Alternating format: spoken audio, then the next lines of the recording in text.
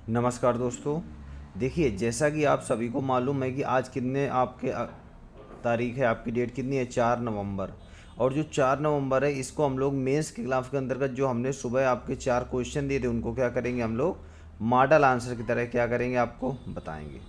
देखिए, एक चीज़ समझिए, कई सारे लोगों का एक प्रश्न था कि जो ये मैं आपकी ये सीटें चालू करा रहा हूँ, इनकी पीडीएफ कहाँ पर मिलेगी।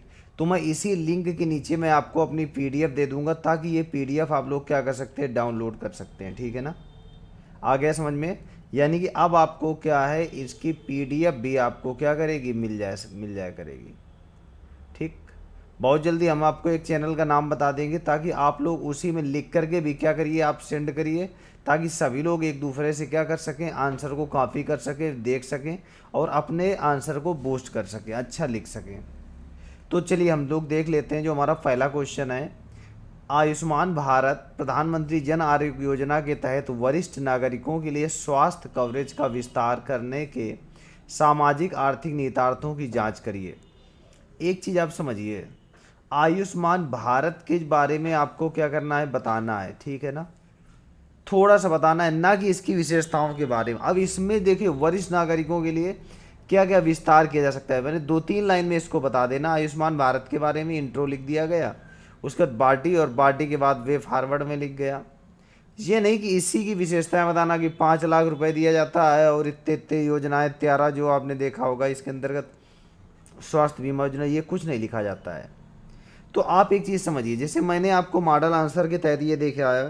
पहला जैसे आपने देखा, आयुष्मान भारत योजना या प्रधानमंत्री जन आरोग्य योजना भारत सरकार की स्वास्थ्य योजना है, जिसको 2018 में क्या है, गरीबी रेखा से नीचे आने वाले बीपीएल धारकों को क्या कर दिया गया था, स्वास्थ्य बीमा स्वास्थ्य बीमा मुहैया कराने का लक्ष्य रखा गया। ठीक है ना, इसके अंतर्गत 5 लाख का किया गया था, स्वास्थ्य बीमा उपलब्ध कराने जाने की बात कही गई थी। बस इतना आपको लिख दिया मैंने। देखो, एग्जामिनर को हर चीज़ मालूम होती है, थोड़ा आइडिया हो गया। अब मामला क्या होता है, फिर हम लोग आगे देखेंगे ये चर्चा में क्यों आया था।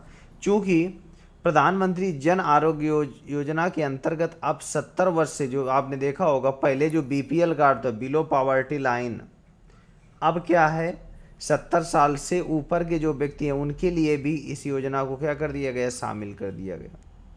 तो अब एक लाभ मिल सकता है, वही जो क्वेश्चन पूछा रहा जा रहा है, ना कि आपको इसके प्रधानमंत्री जन आरोग्य योजना के बारे में पूरा बताना है। केवल आपको किसके बारे में बताना है, स्वास्थ्य कवरेज के बारे में हमें बताना है। तो इसमें देख लेते हैं, पहले नंबर पर भारत की जीवन प्रत्याशा दर में क्या हो जाएगी, वृद्धि होगी। अब कोई गांव देहात का व्यक्ति है बेचारा, वो रुपए है नहीं है, तो यहाँ पे दिखाने आएगा। मान लो जैसे वो कि दिखाने आया, तो क्या होगा, रुपए ज़्यादा लगेगा। तो अब रुपए ज़्यादा लगेगा, तो लेकिन अब इधर क्या हो रहा है, गवर्नमेंट जब रुपए उसको 5 साल 5 लाख तक का रुपए का इंतजाम कर रही है, तो उसका जीवन दर बढ़ जाएगा कि नहीं बढ़ जाएगा, टेंशन नहीं रहेगी। दूसरे नंबर पर बेटर फिजिकल हेल्थ और मेंटल हेल्थ को क्या मिलेगा, इम्प्रूवमेंट मिलेगा। आ गया समझ में। स्वास्थ्य जागरूकता बढ़ेगी, भाई सब लोग बताएंगे कि ऐसे ऐसे रहो, वहाँ पे ऐसा इलाज हो रहा है, तो पहले ही दिखा लेंगे, है कि नहीं। तो बीमारी बढ़ने से पहले ही उसका क्या हो जाएगा, समाधान हो जाएगा। सामाजिक स्थिरता घटेगी। आपने देखा होगा कि जैसे जो बीमार व्यक्ति है, मान लो किसी बीमार व्यक्ति, उसके घृणा की दृष्टि से देखा जाता है। ठीक है ना, कि अरे वो बीमार है, उसके बाद जाएंगे तो हमारे कहीं सिम्टम्स ना मिल जाए, हम भी ना हो जाए। मतलब आपने देखा होगा ये स्थिरता होती रहती है। ब्रेन ड्रेन का लाभ मिलेगा। ब्रेन ड्रेन मतलब आपने ध्यान दिया होगा, जैसे कोई वृद्ध व्यक्ति है, उसको बहुत सारी जानकारियाँ होती हैं। जैसे आपने देखा कि पुराने ज़माने के लोग आयुर्वेद के बारे में बहुत अच्छा जानते थे, टेक्निकल चीज़ों के बारे में तो अब है, लेकिन पहले आयुर्वेद हो गया, स्वास्थ्य हो गया, कई सारी चीज़ों के बारे में जानते हैं। आदि कारण है, जैसे हमारे देखा होगा परिवार में आर्थिक समस्या ना होना, जैसे अब अचानक बीमार में आ गया, तो इसके कई सारे लाभ भी हैं। लाभ देख लेते हैं। देखिए, लाभ में क्या क्या आ जाएगा, 5 लाख तक का वार्षिक बीमा, इसमें थोड़ा सा मेंशन कर दिया। सामाजिक स्थिरता घटेगी, अच्छी गुणवत्तापूर्ण अस्पताल का इलाज कराया जाएगा। आर्थिक समृद्धि क्या होगी, बढ़ेगी।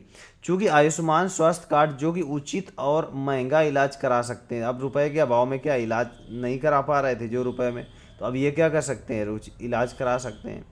अब ये इसके बारे में थोड़ा सा इंट्रो लिख दें। बहुत सारी बीमारियां जाती हैं आयाम में, बस थोड़ा सा प्रधानमंत्री जन आरोग्य बुजुर्गों के कल्याण के लिए प्रभाव क्या होगा, प्रभावकारी सिद्ध होगी, जिसका दूरगामी परिणाम क्या होगा, सार्थक होगा।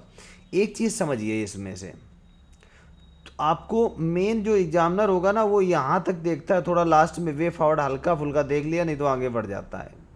हमें एग्जामिनर को पहले नज़र पर ही प्रभावित करना है। जैसे ये मैं आपको बता दे रहा हूँ, जैसे मैंने ये लिखा, देखिए तो यहाँ पे डायग्राम हो गया, थोड़ा सा उसके बारे में अनावश्यक शब्द नहीं लिखना है।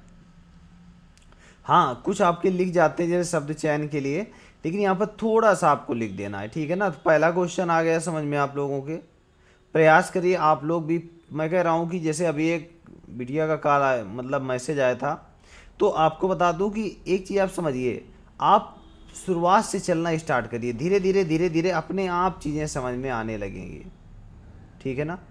मैं कल से न्यूज़पेपर आपको डालने लगूंगा, यानी कि जो मेंस के टॉपिक हैं उनके बारे में भी डालने लगूंगा, तो आपको बहुत अच्छा रहेगा। दूसरा हम लोग क्वेश्चन देख लेते हैं। दूसरा क्वेश्चन क्या कहता है, देखिए ये जीएस पेपर सेकंड का है, ठीक है। टिकाऊ ग्रामीण बुनियादी ढांचे को बढ़ावा देने में मनरेगा की भूमिका का क्या करिए, विश्लेषण करिए। मनरेगा की प्रमुख चुनौतियों तथा कठिनाइयों पर चर्चा करिए तथा प्रमुख सुधारात्मक उपाय सुझाइए। किसके बारे में पूछा जा रहा है, मनरेगा, महात्मा गांधी नेशनल रूरल ग्रामीण डेवलपमेंट योजना है ये, ठीक है। तो इसके बारे में थोड़ा सा लिख देंगे। मैंने क्या कहा कि बिल्कुल थोड़ा इंट्रो, उसके बाद आपकी बॉडी, उसके बाद आपका कंक्लूजन, ठीक है ना। और आपका क्वेश्चन आंसर क्या हो गया, पूरा हो गया, ठीक। तो देखिए जैसे इसमें मैंने बताया ग्रामीण क्षेत्रों में काम देने के लिए, रोजगार को देने के लिए 2005 में मनरेगा कार्यक्रम की क्या की गई थी, शुरुआत की गई थी। इसका उद्देश्य क्या था कि ग्रामीण क्षेत्रों में 100 दिन का क्या करना है, रोजगार देना। यहाँ पर आप 100 दिन भी लिख सकते हैं, ठीक है। बस इतना लिखना। अब यहाँ पर हमारा जो मेन इंडिकेटर किसमें, भूमिका में, मनरेगा की भूमिका, इसके बारे में लिख देंगे। तो मनरेगा की भूमिका क्या होती है गांव में, ग्रामीण क्षेत्रों में मनरेगा की भूमिका देख लेते हैं। जल प्रबंधन के क्षेत्र में पहले नंबर पे आ जाता है। दूसरे नंबर पर वर्कर जल संचयन, जैसे तालाब, नदी, नहर, नाली आदि में हो जाता है। ग्रामीण सड़क क्षेत्र में आ जाता है, जैसे मनरेगा वर्कर ग्रामीण आदि आ जाता है। बाढ़ राहत क्षेत्रों में योगदान के लिए आ जाता है। मनरेगा को स्वच्छ जल मिशन के तहत क्या किया, कवर किया गया, ताकि जिसके तहत ग्रामीण क्षेत्रों को ओडीएफ प्लस बनाया जाए। देखिए ओडीएफ होता है, ओडीएफ प्लस होता है, ओडीएफ डबल प्लस होता है, ये ध्यान रखना। आगे समझ में, सभी स्वास्थ्य से ही संबंधित हैं। खुले शौच से मुक्त गांव, ओपन डिफिकेशन फ्री। तो ये वाला आ गया ना समझ में आप लोगों के, हाँ। यहाँ पर उसके बाद थोड़ा सा आपने देखा होगा, हालांकि ग्रामीण क्षेत्रों में कुछ चुनौतियाँ भी हैं। देखो जैसे क्वेश्चन पूछा गया था यहाँ पर, ये देखो इसमें क्या बताया जा रहा है कि ग्रामीण क्षेत्रों में कुछ चुनौतियाँ भी हैं तथा कठिनाइयों पर चर्चा करिए। तो यहाँ पर ऐसा क्या देखने को मिल रहा है, देखिए यहाँ पर जो चुनौतियाँ हैं, कौन कौन सी चुनौतियाँ हैं। पहली बात तो भ्रष्टाचार, ठीक है। आपका नाम नहीं है और आप प्रधान को आधार रुपये दीजिए तो वो आपका क्या कर देगा, मनरेगा में नाम डाल देगा। सब लोग गांव देहात से वो बहुत अच्छे समझते होंगे। जागरूकता का अभाव है, लोग 100 दिन के बाद रोजगार नहीं मांग रहे हैं और प्रधान जी के मतलब पूरा समर्पित रहते हैं। आ गया, लिमिटेड दिन का काम है। स्किल का अभाव है, केवल फड़ुआ और कुदाल चलाना जानते हैं। व्यक्तिगत और जातिगत भेदभाव है, आ गया समझ में, यानी कि जिस कास्ट का प्रधान होगा उसका कास्ट में आपने देखा होगा कि जितने भी वर्कर हैं वो सभी उसी कास्ट में अधिकतर हो जाते हैं। ये ऐसा देखने को कहीं कहीं मिलता है। अब तो खैर जागरूकता आ गई है। आदि के अलावा देख लेते हैं बड़े कार्य, हालांकि सुधार के लिए कुछ कदम भी उठाए गए, जैसे योजना के बारे में सही जानकारी देना, यूबीआई यूनिवर्सल बेसिक इनकम के बारे में जानकारी करना, मनरेगा वर्करों को अन्य सरकारी कामों में, मनरेगा वर्क को अन्य प्राइवेट नौकरियों में जोड़ करके क्या कर सकते हैं हम लोग, सकारात्मक सुधार कदम उठा सकते हैं।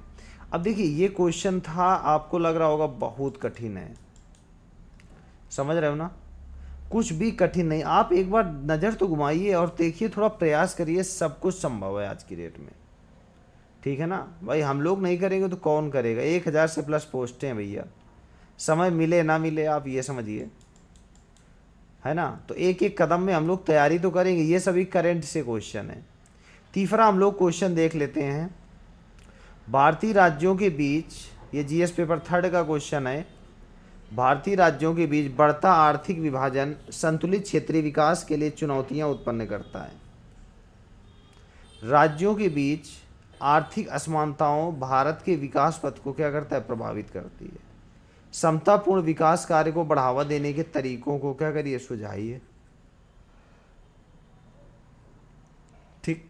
अब इसमें देखिए, अभी ये चर्चा में क्यों आया, क्योंकि प्रधानमंत्री जी ने एक, आपने देखा, आर्थिक सलाहकार परिषद की भारतीय राज्यों का प्रदर्शन 1960 से 61 से लेकर के 2023-24 में शीर्षक में क्या किया, प्रकाशित किया, जो कि आर्थिक विभाजन को बताता है। अब यहाँ पे भारत बना दो, उत्तर भारत के राज्य हैं और दक्षिण भारत के राज्य हैं, साउथ है, यहाँ पे नॉर्थ है।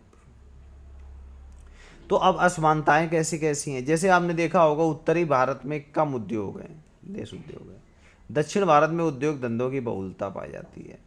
कम इन्वेस्टमेंट यहाँ पर है, आपने देखा होगा यहाँ पर अधिक इन्वेस्टमेंट, जैसे पोर्ट हो गया, इंफ्रास्ट्रक्चर, रोड वगैरह हो गया।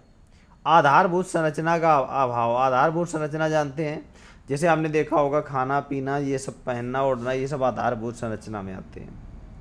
यहाँ पर क्या है, आपने देखा आधारभूत संरचना तो बिल्कुल डेवलप में विकासात्मक पूर्ण आधारभूत संरचना है। कम वार्षिक आय होती है, यहाँ पर अधिक वार्षिक आय होती है, ठीक है ना। आदि अन्य आपने देखा होगा सामाजिक आर्थिक क्या रहते हैं, राजनीतिक भेदभाव और असमानताएं रहती हैं।